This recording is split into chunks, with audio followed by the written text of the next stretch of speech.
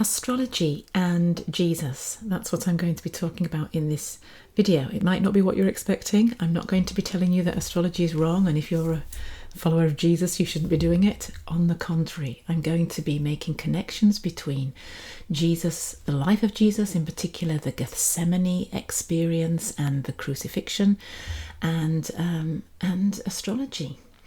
And it'll all make sense if you keep watching to the end. So I want to begin by just telling you really briefly about what I've been learning about astrology. Don't know much about it at all. My upbringing just, it was sort of like, we don't do that. And so I knew my star sign, which is really my sun sign. But beyond that, I didn't know very much about it until recently.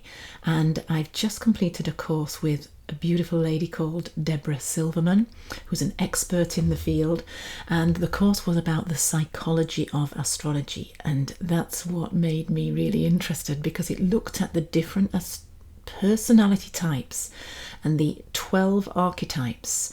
And I knew it would be Jungian. She mentioned Carl Jung, and so that's really what hooked me. I know that years ago I did a course when I was doing my degree called the Psychology of Religion, and that's when I first learned about Carl Jung. And as some of you may know, he's really important and influential in my development and understanding and spirituality. So I was really eager and keen to find out more. And what I learned was that each of us has the rising sign as well as the sun sign. We know our sun sign. We know what our birth, what our star sign is. And I'm a Cancer. And that's about as much as I knew. But I didn't know a lot about the rising sign. And the rising sign is the one that is the one that you really need to learn about, because that's your soul purpose. Some of you already know all of this. I'm just sort of like teaching grandma to suck eggs.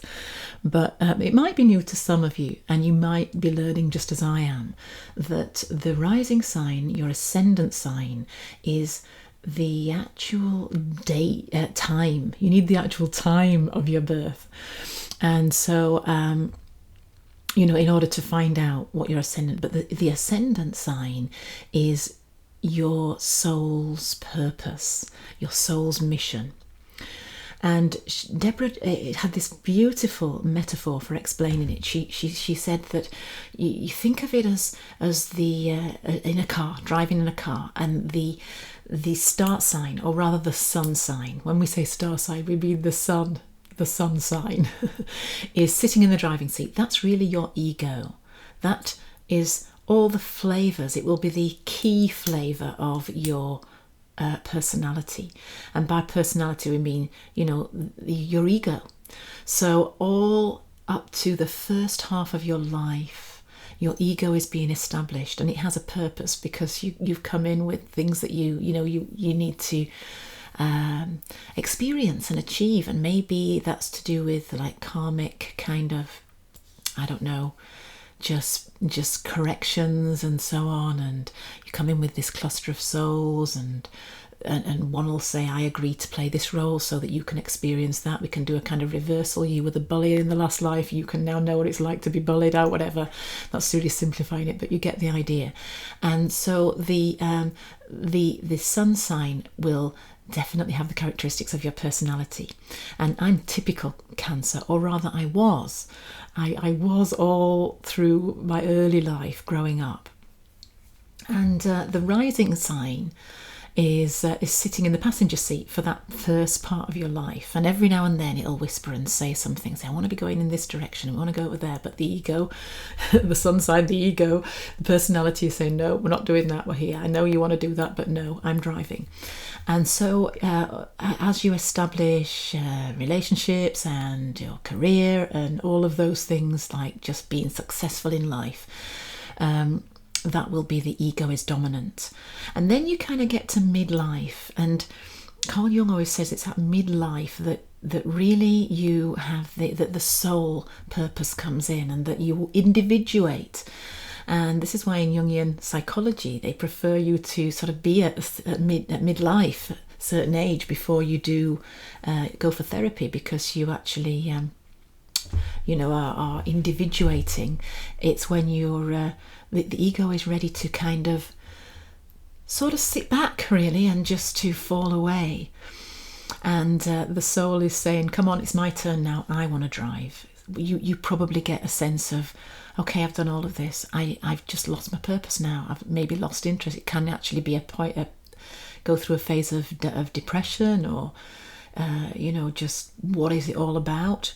It's called midlife crisis, but it's really just maybe a transition time when the soul then says, the mission is now the important thing. You came in with a mission, a soul purpose, and that takes over. And what it means is that there will be this sort of conflict between the sun and the rising sign, between the ego, the personality, and the soul.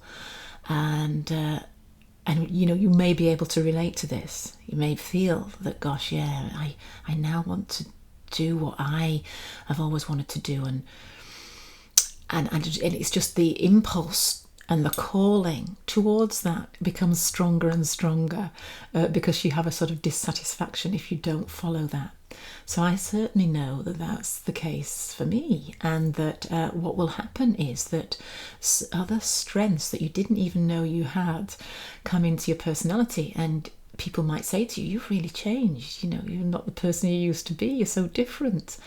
And I can certainly say that of myself, for example. I would never have imagined that I would make videos and put them out there on YouTube. I was so shy, and it would have horrified me, the thought of having to make a video and talk to lots of strangers and upload it. And yet now I get a lot of pleasure from that. And I think that's because my rising sign is an air sign, which means I like to talk and communicate. And that's become more important to me. So why am I saying all of this in relation to Jesus? Because it made me think about the wrestling of the ego and the soul mission. And who better to exemplify that than Christ, the model human being? So in Gethsemane, you have the ego, the fight or flight, the survival instinct saying, get out of here because you're in danger. And the option is there to protect yourself and to just, put yourself first and just sort of, I don't know, he could have done that. He could have arranged to just get out of the city and not faced what was awaiting him, and he knew what awaited him. And yet the soul was saying, this is your mission, this is what you came in to do, this is what you signed up for. Remember, don't finish it, don't bottle out now, and then you'll get to the other side and it'll be like, I didn't come in and I didn't complete what I wanted to, what I signed up for. And that's it. And in the case of Christ, the consequences of following his soul mission were tragic. We all know how that turned out. For many of us, it's not going to be, it's not going to have the same consequence. Nevertheless, maybe the struggle can be the same. And what Christ modeled to us is that your soul mission is the only thing that's important. Now you might think, why is she saying all this? It's got nothing to do with Gethsemane. That's not the biblical narrative. In the biblical narrative, as we all know, Jesus is speaking to the Father, and the idea is that it's God's will. God has this will. He sent his Son to die for the redemption of the whole world, and Jesus, the human Jesus, is frightened and he's wrestling with that. And in the end, he submits to the Father. And we get you see, the problem I have with this is that it's that off-planet God idea. It's that Zeus in the sky, that bully, that narcissist God who demands obedience. And so what I love about this learning, this new way of understanding about the soul purpose and the ego through astrology, is that that the Father is just a metaphor. It's a metaphor for higher source consciousness. It's that consciousness before incarnation. It's a conflict and a conversation between the soul and the personality, the ego, the separate self. And of course, when Jesus is saying, if it's possible, let this cup pass from me, he's talking to his higher self. He knows what he really has to do. And it's not anybody else's will outside of himself. It's his own soul choice and purpose made from the beginning of creation, outside of time, in all eternity. That was his karmic. He came in to do an immense work of karmic clearing. And what a high soul, highly evolved being that he was to do that. But he was a human being. And this brings me to just talk very briefly about what I hear some people saying. And it's not new, it's been around since the 1st century, that Jesus somehow wasn't fully human in the same way as us. That I've heard people say that on the cross he didn't really die. Well, they say that some people say he didn't really die, and that he just went into a deep meditation, and then he was taken down, and then he was revived later and went on to have a normal life and get married and so on. But other people say that he kind of was able to, somehow his soul left his body, so able to transmigrate or whatever, his soul, so that he didn't experience the pain of death, or didn't experience death itself. And this stems from this Roman idea of the gods being like superhuman powers, and you couldn't possibly have one of your gods die. That just that couldn't happen. So you had to get round it by saying, if Christ is a god, if Christ is really divine, then he can't have died. So we have to find another explanation for what happened, you see. But in my cosmology, and everyone ultimately develops their own cosmology, we evolve beyond necessarily the ones that we were brought up with. We learn from those religious beliefs and spiritual beliefs, and we find our own way.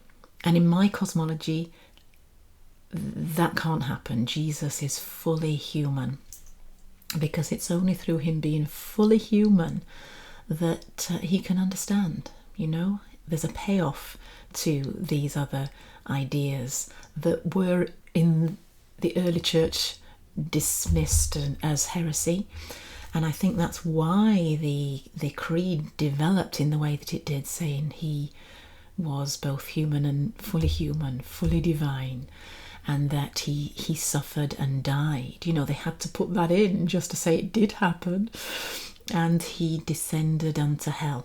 And I'm racing through this today because I know that I'm expecting a delivery, and any minute somebody's come to the door, and all hell will break loose when Roy barks at that. I've been reading this book, The Christ Letters, An Evolutionary Guide Home, by Elias and Fianna Lonsdale. And Fianna is Sarah in her earthly life, who died of cancer, and when she transitioned, she continued to communicate with her husband, and so she talked about her experiences on the other side of the veil and about meeting Christ. And there's so much. Big book. I haven't read it all yet. I went straight to the part about the resurrection, and I wanted to read this. Christ Jesus had to move so deep into the embodied human state. Rather than escaping the human state, you see, he didn't avoid suffering, he went deeper into it, more fully into it. That when he was released beyond it afterward, he would not follow the path to the light, which is the heavenly invitation awaiting those who die ready for that call. Instead, he would go the other way. He would penetrate down through the underworld, initiation into what compelled him to work within it deeply and radically. He faced 3 requirements inside this initiation. First, he had to anchor into his own body. Second, he had to merge into the body of the earth. And third, he had to undergo the infinite ordeal of operating without angels, without angelic and other spiritual mediation. For this deed was to occur strictly from within the human capacities of Jesus Christ. Otherwise, none would ever be able to do as he did. And that sums it up for me. Instead of escaping suffering, and how often do we do that? How often is the temptation to avoid going down into the darkness, to want the suffering to end? If you're in the valley of the shadow of death, of darkness, you want to find a way out, back to normal. You want everything to be okay, and we'll, whether it's using substances or just distractions or whatever it is, we don't want to stay with it and go through it, knowing that that's probably the only thing that is going to heal us and help us to grow. And Jesus did the opposite. He could see the light, and instead of going to the light, he turned and went the other way and went deeper down into the darkness. And I think it's called the harrowing of hell in Catholic theology. I think so. But that's so that we can know when we are in that place of darkness, and we might think no one understands. I'm so alone, and I'm frightened. That we're not alone, because he's already been there. He's been lower and deeper, further into the darkness. And if he can do it and come out, all he had was himself. This not going to the angels, not having even the angels, the angelic light. All he had was what he took. And you know what's so wonderful about this is that, what I think so wonderful about it is that it actually speaks to how precious it is to be a human being. Just what it really means to be a human being. We are made in the image of God. We have this divine spark of light within us. And you'll never lose that. That's you. It's you and me. And so no matter what we face, and that might, whether that's a physical thing or whether it's actually physical suffering or mental, emotional torment, and no matter how dark it is and how low we go, when all we have left is ourselves and we feel completely alone, that's where the light is, because we have God in us, the incarnation. That's what it means to be a human being, and that's what it means. That's what Christ is. It's Christ Jill, Christ Louise, Christ Tony, Christ Thomas, Christ Claire, Christ Janet. All of you. That's what it means to be human. Isn't it incredible? Isn't it amazing?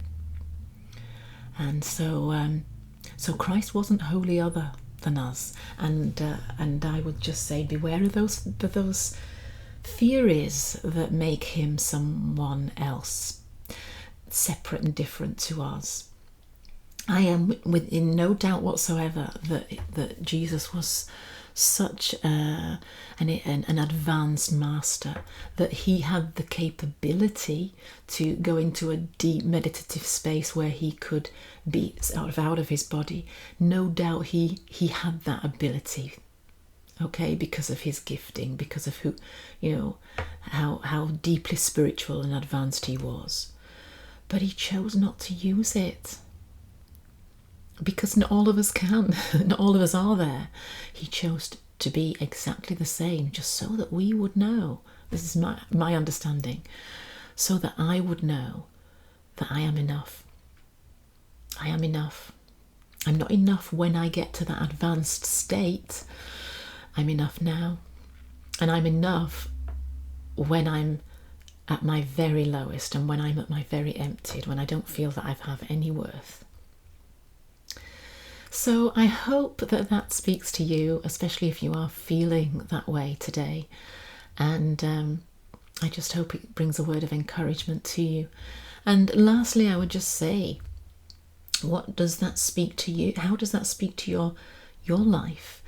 The rising and the ego. Isn't it interesting that those words that are used in astrology, the sun sign and the rising sign, sun, S-U-N in astrology, sun, the nearest star to our planet, but Son of God, S-O-N, which we all are. It's not a gender thing.